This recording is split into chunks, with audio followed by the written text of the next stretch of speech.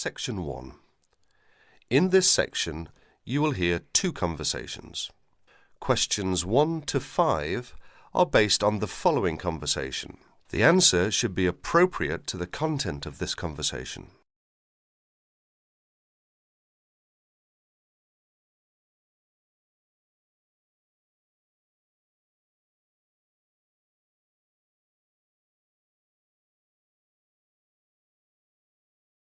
Oh, hi Dave. Long time no see. Hi, Maria.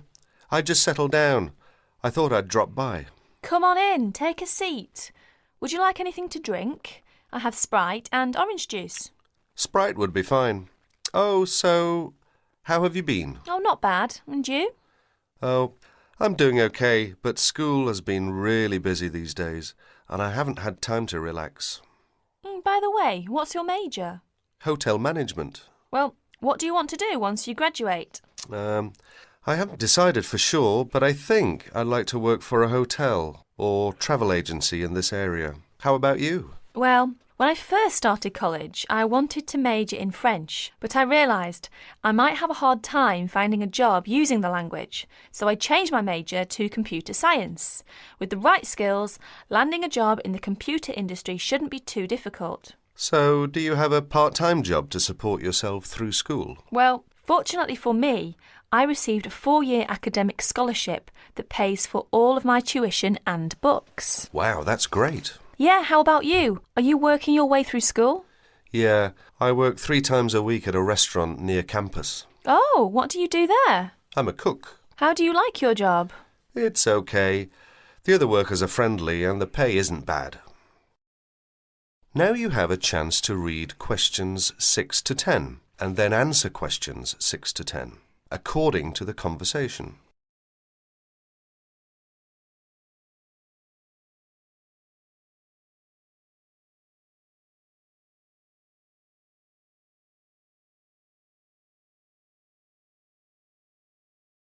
Several days later, Dave and Maria met on campus. So what do you want to do tomorrow? Well, let's look at this city guide here. Here's something interesting. Why don't we first visit the art museum in the morning? OK, I like that idea. And where do you want to have lunch? How about going to an Indian restaurant? The guide recommends one downtown, a few blocks from the museum. Now that sounds great. After that, what do you think about visiting the zoo? Well, it says here that there are some very unique animals not found anywhere else. Well, to tell the truth, I'm not really interested in going there. Yeah, why don't we go shopping instead? There are supposed to be some really nice places to pick up souvenirs. No, I don't think that's a good idea. We only have a few traveller's checks left, and I only have $50 left in cash. No problem. We can use your credit card to pay for my clothes. Oh no, I remember the last time you used my credit card for your purchases. Oh well, let's take the subway down to the seashore and walk along the beach. Now that sounds like a wonderful plan. That is the end of section 1. You will have half a minute to check your answers.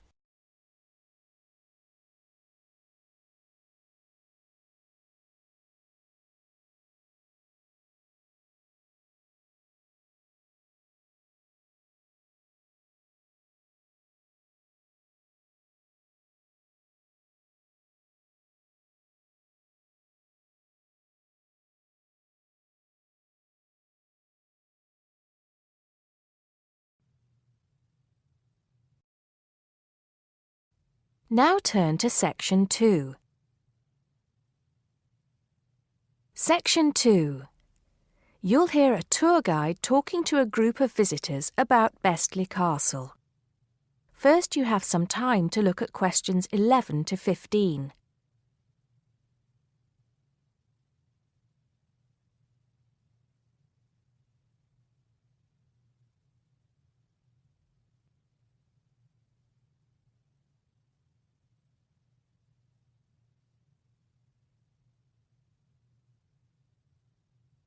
Now listen carefully and answer questions 11 to 15. Welcome to Bestley Castle.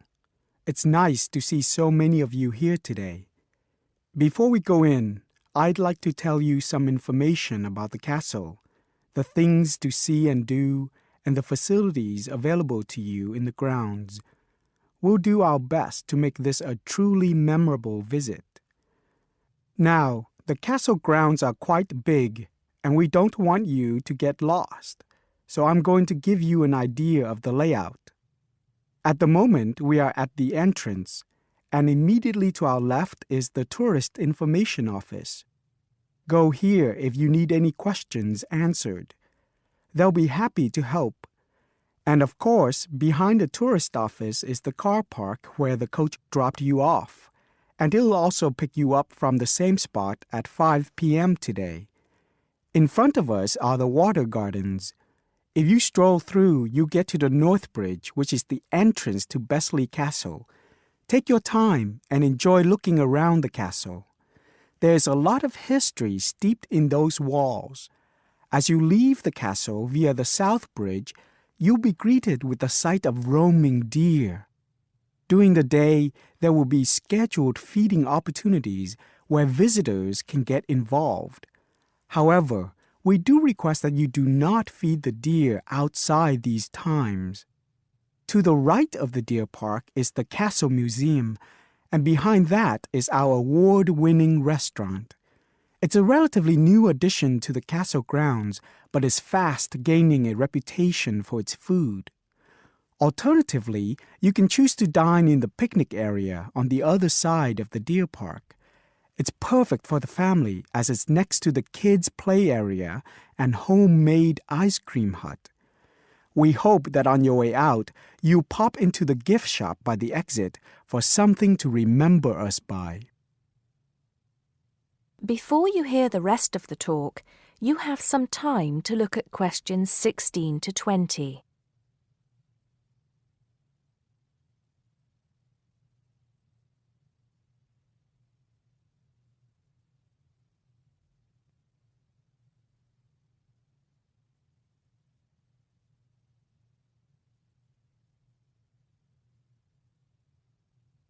Now listen and answer questions 16 to 20. Admission to the grounds is free for all. That includes the museum, gardens, and picnic area. There is an admission fee for the castle, which is £6.50 for adults, with a 10% discount for students and retired people. Children under the age of 16 pay half adult price, and under 8 go in free. There are many spectacular events throughout the year, and for most of them, there's also an admission fee. As these events are in high demand, it's a good idea to book well in advance.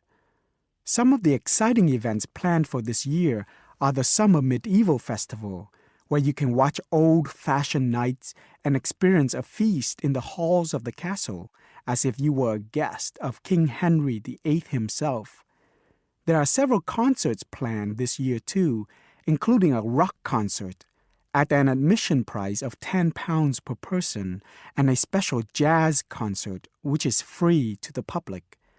I'm sure you'll agree that all tastes and ages will be satisfied. One scary but extremely popular event is the annual Haunted Castle event at the end of October, where the castle comes alive at night. Why don't you come along if you're brave enough?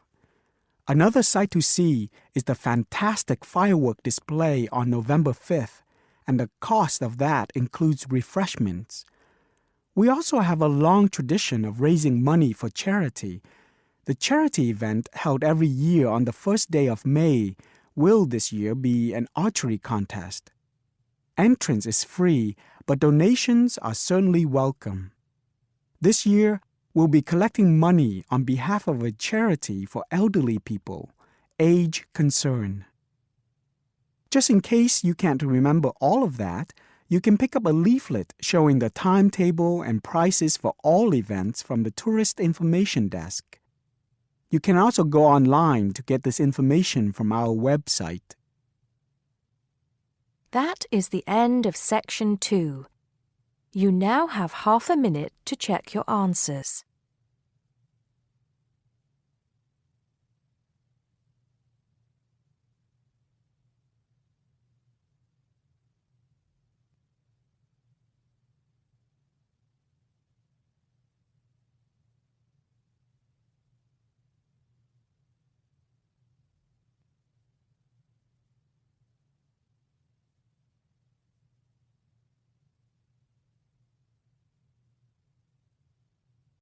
Now turn to Section 3. Section 3. You'll hear 3 university students talking about a presentation which one of them has to give. First, you have some time to look at questions 21 to 24.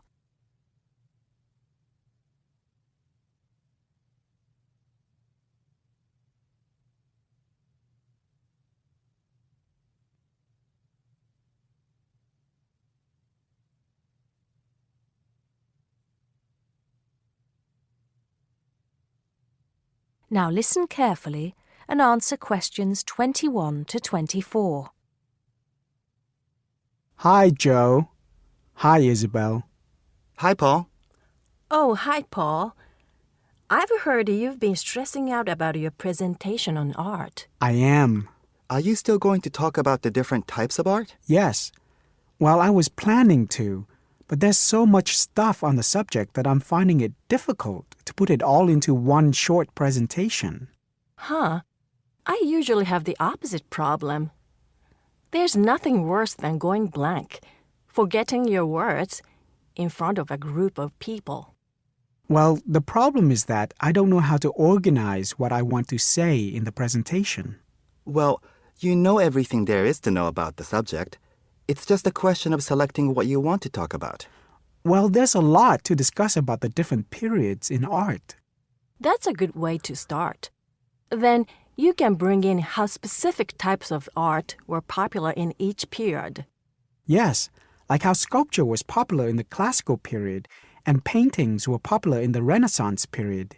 And how now a wide variety of media are used to create modern art. As long as you keep it concise, because it's a large area, there's so many periods and movements in art, and you don't want to just list them one by one. I agree. An explanation of the movements and periods in art wouldn't be too long. You're right. I need to just pick out some key points. Just mention the periods quickly so that I can move on to the real topic of the presentation. Yes, the variety of art, like sculpture, paintings, installations. I have an idea. Why don't you prepare a timeline to show to the class? That would be a nice visual, and it would focus your ideas so you don't get too sidetracked. Great idea. It would certainly cut down on time. Right then. Where are we? You'll begin with a very short introduction to the historical periods of art.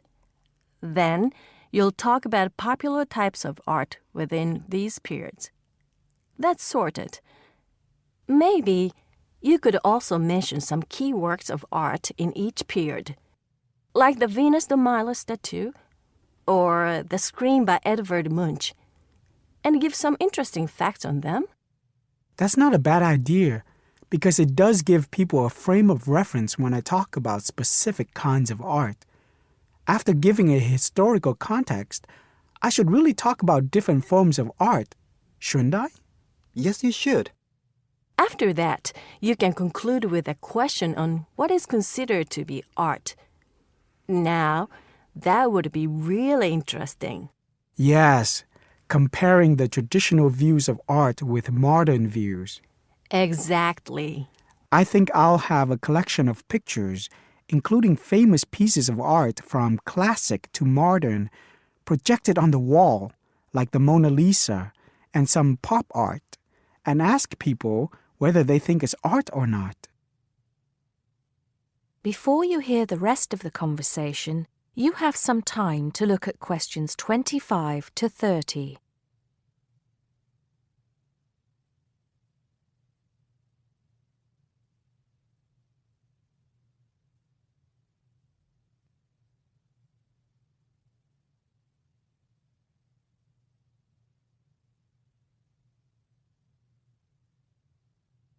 Now listen and answer questions 25 to 30.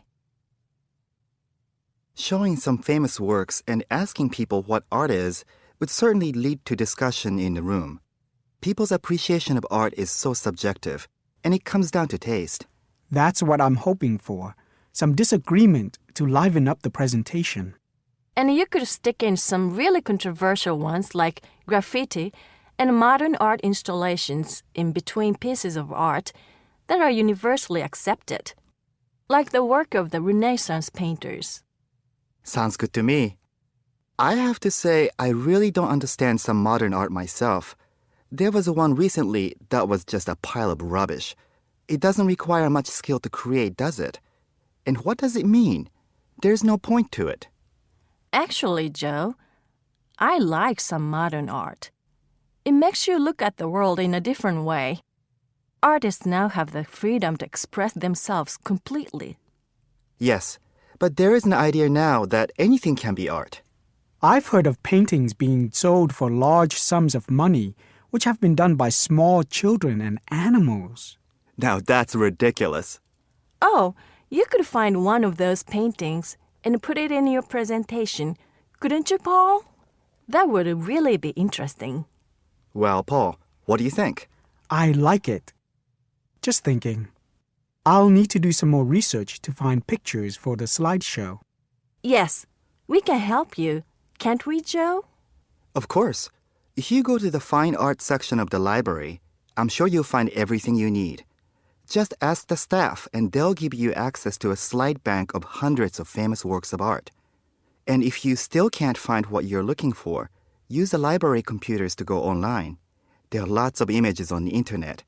Of course, you'll need to use a search engine like Google, but it's dead easy. Thanks, guys. I'm feeling much clearer about the project. Your ideas have been really useful. I think I should end with a quote of some kind by a famous artist. What do you think? That's a good idea. Now let's go to the library and see what they have. That is the end of section 3. You now have half a minute to check your answers.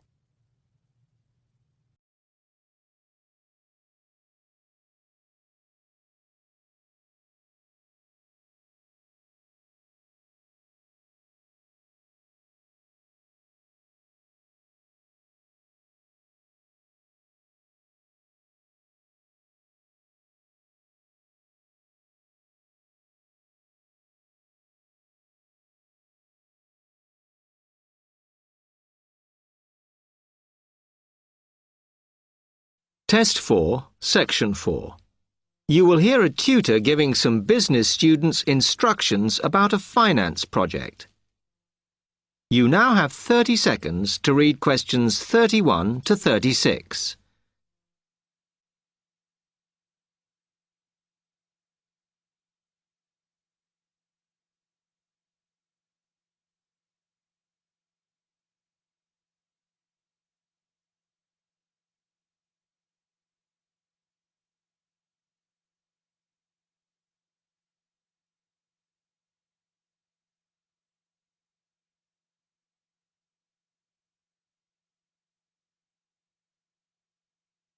OK, can you quieten down, please? Now, today I'm going to talk to you about your assignment. We've been studying the effects of the exchange rate, so I'm going to give you a project to do on this. Right, can you make some notes while I'm talking? The first thing that I'd like you to do in order to prepare this is to select where you're interested in. I mean, which country, and therefore which currency you're going to be operating in. OK, now the purpose of the project is to make money, and I'm hoping some of you will make a significant amount. So, I want you to suppose that you have £100 that you will have to invest purely in the rises and falls of the exchange system. In other words, you'll be trying to predict rates. This is a project that you'll be doing together, but before you work together, you'll have to go off and research what you need to know about the economy of that country and how well it's doing or is expected to do in the near future. You could all make up a little information sheet with your notes on, clearly legible, because then I want you to get together, we can do that next week, and to go round and read about each other's countries. When you see how well or badly each country is doing, I want you to decide what your exchange rate is going to be against all the other currencies. After that is all sorted, what you're going to do is go round the other students and attempt to sell your money to the others. Remember, this will depend on the success of your country's economy and the rate you fixed for your currency. Now, you're not allowed to just swap currencies with each other, but you may wish to buy from the other countries. But you must do a proper transaction. All the way through this, you must keep your accounts properly for each transaction. I'll give you 1 week to do this, and then we will set a time for the deals to finish, a bit like the stock exchange. And at that point, I will ask you to calculate how much you have made. Is that clear? You now have 30 seconds to read questions 37 to 40.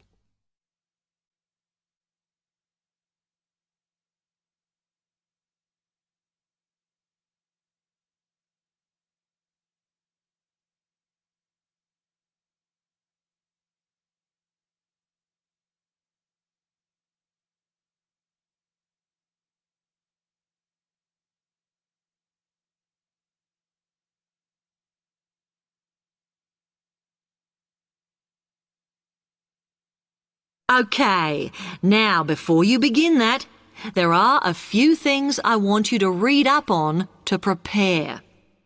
You need to look at the economies of the UK's main trading partners. I don't mean all of them, because that would be over 80, but just the 29 principal ones. There are summaries in the last 3 books on the book list I've given you. And so that you can practice applying the criteria on assessment I gave you, I'd then like you to focus just on one sector across all the countries.